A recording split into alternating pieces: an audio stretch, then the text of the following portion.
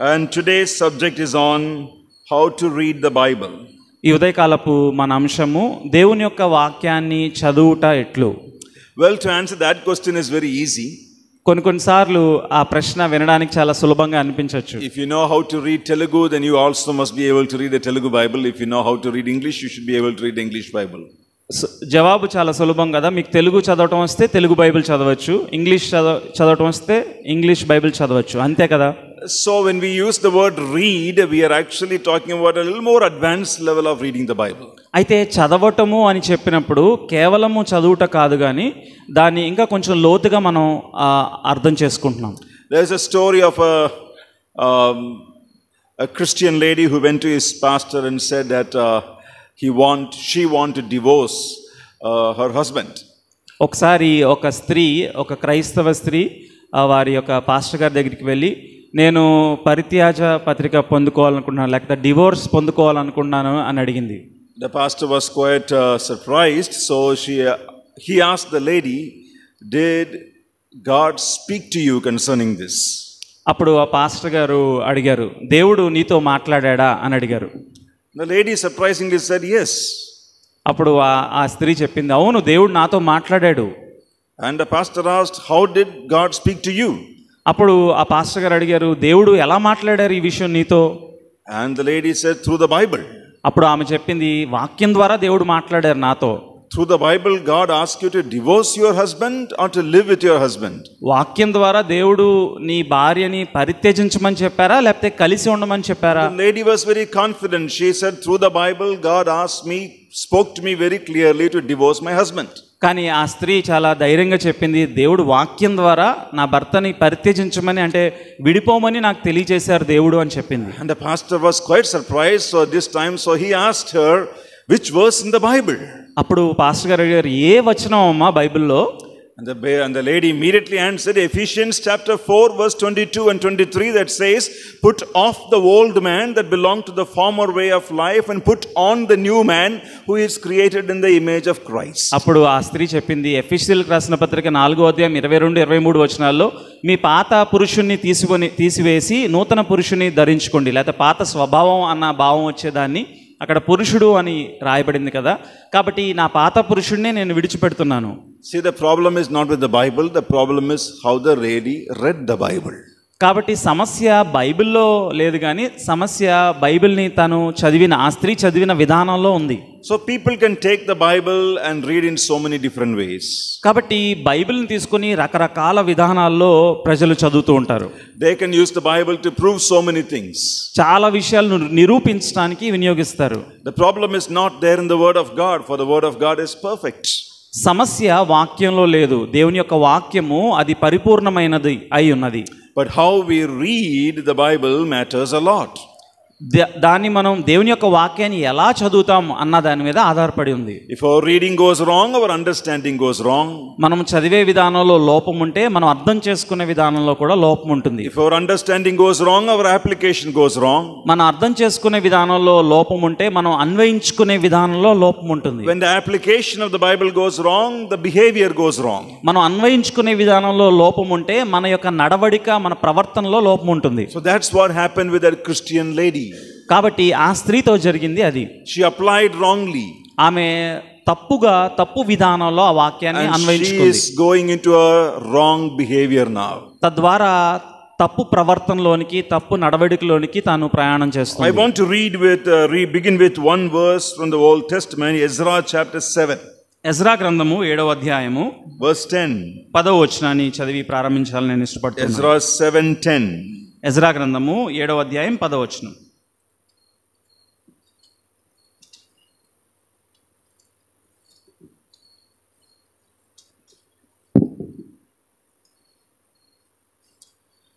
Ezra యెహోవా ధర్మశాస్త్రమును పరిశోధించి దాని చొప్పున నడుచుకొనుటకును ఇశ్రాయేలీయులకు దాని కట్టడలను విధులను నేర్పుటకును దృఢ నిశ్చయము చేసుకొనెను.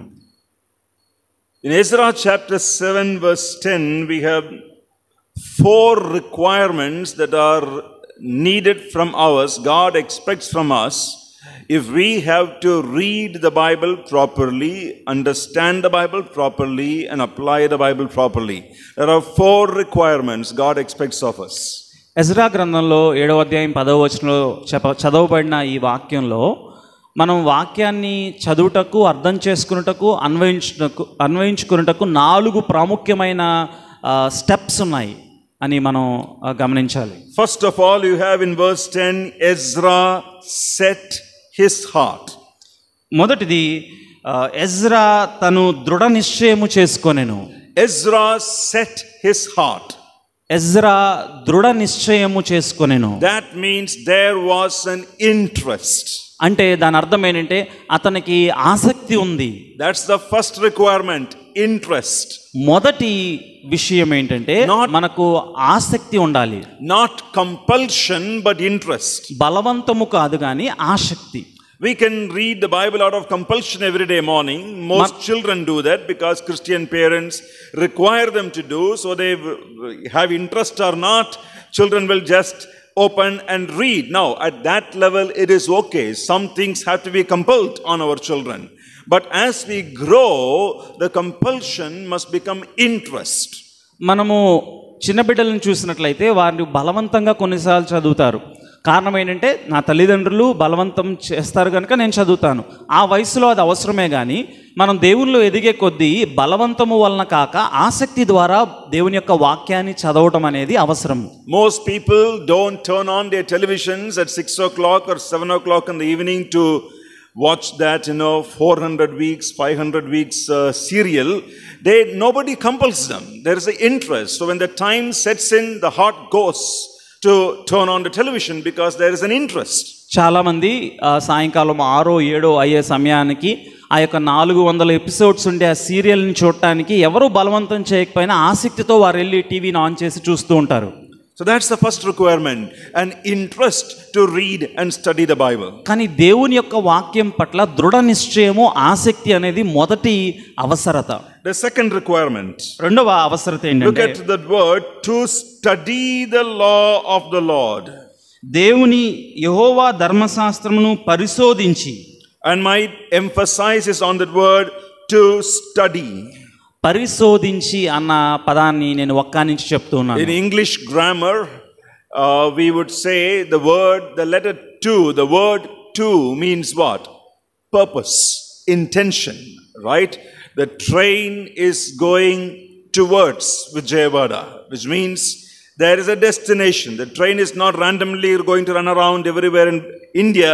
It starts from Bangalore and it's going towards where? Vijayawada. There is a purpose, there is a destination. That's the word, to study. ఇక్కడ ఇంగ్లీష్లో వాడబడిన పదము యొక్క భావం ఏంటంటే ఒక వైపుకు వెళ్ళుట, లేకపోతే ఒక ఉద్దేశము కలిగి ఉండుట. ఇక్కడ పరిశోధించుట అనేది, యెహోవా ధర్మశాస్త్రమును పరిశోధించుట అనేది ఉద్దేశమై ఉన్నది. So first of all, interest. మొదటిది ఆసక్తి మనకు ఉండాలి. Second one, purpose. రెండవది ఉద్దేశము. అదేంటంటే పరిశోధించాలి అనే ఉద్దేశం. There must be a purpose. మనకు ఉద్దేశము ఉండాలి, ఆసక్తి ఉండాలి, ఉద్దేశం ఉండాలి. And here the purpose is not simply to read but to study. ఇక్కడ చెప్పబడిన మాట యొక్క అర్థము కేవలము చదువుట కాదు కానీ పరిశోధించుట అనే ఉద్దేశాన్ని ఎజ్రా కలిగి ఉన్నాడు. So you have a difference between simply reading and studying. In the word, I think you used parisodhenji, right? Almost and similar actually. Similar, okay. Reading is just glancing through, going through. Studying means just staying there and looking into the details, getting more out of it. That's the purpose. చదువుట అంటే మామూలుగా మనం అనుకున్నట్లయితే ఒక news పేపర్నో దేన్నో చదువుతాం. కానీ పరిశీలించుట అనేది చాలా లోతుగా చదువుట, పరిశోధించుట. The third requirement. మూడవ ముఖ్యమైనటువంటి అవసరత. Look at the phrase, the law of the Lord. ఇక్కడ చెప్పబడింది యెహోవా ధర్మశాస్త్రమును. The third requirement, there must be a conviction about the Bible. It is of the Lord. It is God's word. Nothing but the word of God. మొదటిది ఆసక్తి, రెండవది ఉద్దేశము, మూడవది ఇది దేవుని యొక్క వాక్యము, యెహోవా ధర్మశాస్త్రమని ఖచ్చితమైన ఆలోచన మనకు ఉండాలి. This is not a book that just contains the story of David and Goliath, the story of Jesus feeding the 5,000, the story of Jesus walking on the water. This is a book which is the word of God. That conviction. ఈ పుస్తకము ఏదో కొన్ని కథల సమూహమో, లేకపోతే 5,000 మందికి ఆహారం ఇచ్చుట, లేకపోతే గొలియాతుని దావీదు సంహరించుట, లేకపోతే అద్భుతముల గురించి మాత్రమే కాదు, కానీ ఇది దేవుని యొక్క కథ, లేకపోతే దేవుని యొక్క పుస్తకము అనే ఖచ్చితమైన ఆలోచన మనకు ఉండాలి. Great universities in the world like Harvard, Cambridge and Oxford, they all have a department of Bible studies there. ఈ దినం మనం చూసినట్లయితే గొప్ప విశ్వవిద్యాలయాలు, హార్వర్డ్ కానీ ఆక్స్ఫర్డ్ లాంటి విశ్వవిద్యాలయాల్లో దేవుని యొక్క వాక్యాన్ని పరిశోధించడానికి ఒక విభాగం ఉంది. These departments have some of the top scholars in the world who have 2 PhDs, 3 PhDs, 4 PhDs in Old Testament, New Testament, and just they're studying the Bible in Hebrew, Greek, day and night. ఈ విశ్వవిద్యాలయాల్లో పరిశోధనలో పిహెచ్డీలు 1-2 పిహెచ్డీలు చేసేవారు, వాక్యంలో పరిశోధన చేసేవాళ్ళు ఉన్నారు. But many of those professors do not believe that the Bible is the word of God. కానీ ఆ యొక్క విద్యాలయాలకు చెందించినటువంటి ఆ యొక్క గొప్ప వ్యక్తులు వారు ఇది దేవుని వాక్యం అని ఖచ్చితమైన నమ్మకం లేనివారు. They treat the Bible as a beautiful Hebrew literature. ఈ యొక్క వాక్యాన్ని, పాత నిబంధన ఒక చక్కని హెబ్రీ భాషకు చెందినటువంటి ఒక పుస్తకంగా లేకపోతే రచనగా భావిస్తారు. And the New Testament experts treat the New Testament as a beautiful Greek literature. కొత్త నిబంధననేమో గ్రీకులో రాయబడిన ఒక గొప్ప రచనగా భావిస్తారు. But they don't believe it is the word of God. కానీ ఇది దేవుని వాక్యము అని ఖచ్చితమైన నమ్మకము వారికి లేదు. Conviction makes a lot of difference. మనకు ఖచ్చితమైన నమ్మకము చాలా వ్యత్యాసం చూపిస్తుంది. Ezra did not sit to study a beautiful Hebrew literature. When he sat down, he knew this is the law of the Lord. Ezra కూర్చుండినప్పుడు పరిశోధించుటకు ఒక మంచి పుస్తకము, అందమైన రచనను వాక్యంలో చూడలేదు, కానీ ఒక ఖచ్చితమైన నమ్మకం కలిగి ఉన్నాడు, ఇది దేవుని వాక్యము. So the first requirement is interest. మొదటిది ఆసక్తి. Second requirement is purpose. రెండవ అవసరత ఉద్దేశము. The third requirement is conviction concerning the Bible. మూడవ అవసరత ఖచ్చితమైన నమ్మకము దేవుని వాక్యం పట్ల. And look at the fourth one. నాలుగవ అవసరతను నేను Towards the end of that verse it says to teach his statutes and rules in Israel. దాని చొప్పున నడుచుటకును, ఇశ్రాయేలీయులకు దాని కట్టడలను విధులను నేర్పుటకును. How is the Bible, Telugu Bible translates that word teach? నేర్పుటకును. What is that meaning of that teach only? Teach. Teach only. Okay. Most in our translations go with the term teach, whereas in the language of the Old Testament, the word translated as teach here, there are more than one word that can be translated as teach. But this particular Hebrew word that is translated as teach in the English Bible is a word that has the old India's Gurukul system, that in mind, which means in the Gurukul system, when India had Gurukul way of learning, teachers did not stand in the school classroom and taught people. The students went along with the teachers. Wherever the teacher goes, Guru goes, the Shishyas will go. And the Guru just models it. And through the model, the entire classroom will learn. So the emphasis is not more on saying from the front. The emphasis is doing it and others simply following it. That's the word. That's the word. To do that. Not simply to teach, but to model, to do. That's the term. ఇక్కడ నేర్పుట అనే పదం వాడబడింది. ఈ పదం యొక్క Hebrew భావము అనేక సార్లు అనేక విధాలుగా వాడబడింది. కానీ ఇక్కడ వాడబడిన పదం యొక్క భావం ఏంటంటే, మనము గురుకుల పాఠశాలని మనకుంటాయి. ఆ యొక్క పాఠశాల యొక్క ముఖ్య ఉద్దేశం ఏంటంటే, గురువు శిష్యులకు నేర్పిస్తాడు. ఎలాగంటే తాను చేయడం ద్వారా నేర్పిస్తాడు. గురువు ఎక్కడికి వెళ్తే శిష్యుడు అక్కడికి వెళ్తాడు. ఆయనతో కూడా ప్రయాణం చేసి చూచుట ద్వారా ఆ వ్యక్తిని, గురువుని చూచి ఆయన చేసేదాన్ని వీళ్ళు ప్రతిబింబిస్తూ నేర్చుకుంటారు. ఆ పదం ఇక్కడ వాడబడింది, నేర్పుట. So those are the 4 requirements. Now let's list it together. Number 1 is interest. మొదటి అవసరత దేవుని యొక్క వాక్యం పట్ల మనకు ఉండాల్సింది ఏంటంటే ఆసక్తి. Number 2, a purpose. రెండవది ఉద్దేశము. Number 3, conviction. మూడవది ఖచ్చితమైన నమ్మకము. Number 4, practicing. నాలుగవది అన్వయించుకుంటా లేకపోతే నడుచుకొనుట. We don't study the word simply to stand up and preach. That is not the purpose. దేవుని యొక్క వాక్యాన్ని కేవలం నిలవబడి బోధించడానికి కాదు మనం చదవాల్సింది. This word does not mean that. ఈ వాక్యము యొక్క ఈ పదము యొక్క భావము అది కాదు. We study the word to model, to do, that others will look and simply follow, practice. ఈ వాక్యాన్ని మనం పరిశీలించే కారణం ఏంటంటే దీని ప్రకారం నడుచుకొనుటకు, దీని ప్రకారం మనం మాదిరి చూపుటకు మనం నేర్చుకోవాలి, పరిశీలించాలి. So when we talk about this session, how to read the Bible, the first question that we have to ask ourselves is, are these 4 requirements God expects of me is found in me or not? నేను దేవుని వాక్యాన్ని చదువుట ఎట్లు అనే అంశాన్ని మనం ధ్యానించే ముందు ఈ 4 అవసరతలను మనం ఎరిగి ఉన్నామా? దేవుని యొక్క వాక్యాన్ని చదువుకోవాలంటే, దాన్ని పరిశోధించాలంటే ఈ 4 అవసరతలు మనం కలిగి ఉండాలి. And this is not only a problem in the churches. No, I teach in a seminary for 20 years now. Even in seminaries, you will have students who come in to study a degree program but has no interest in the Bible, no purpose, no conviction about the Bible, no desire to do the Bible. Even inside the seminaries, you have students who don't have these 4. But still they are enrolled for a degree program. దేవుని యొక్క సంఘాలలో మాత్రమే కాదు, సెమినరీలో అంటే Bible కాలేజీల్లో కూడా చాలామంది విద్యార్థులు, నేను ఇప్పటికీ 20 సంవత్సరాలుగా బైబిల్ కాలేజీల్లో బోధన చేస్తూ ఉన్నాను. చాలామంది విద్యార్థులు అక్కడికి వచ్చే కారణం ఏంటంటే ఒక డిగ్రీ పొందుకుని వెళ్ళడానికే, వాక్యం పట్ల ఆసక్తి లేదు, దాన్ని అన్వయించుకునే ఆలోచన లేదు, దాన్ని అర్థం చేసుకోవడానికి ఆసక్తి వారిలో కొరవటం నేను గమనిస్తాను.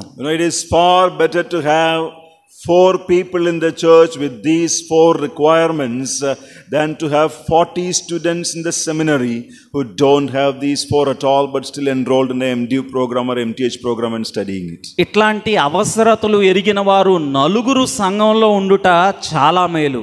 40 మంది బైబిల్ కాలేజీలో ఇట్లా ఆసక్తి లేనివారు, ఇట్లాంటి అవసరతలను మీట్ అవని వారు 40 మంది కంటే కూడా దేవుని యొక్క సహవాసంలో సంఘంలో 4 ఆసక్తి కలిగిన వారు, ఈ అవసరతలు ఎరిగి ఉన్నవారు మేలు. History of Christianity is never shaped by great PhD holders.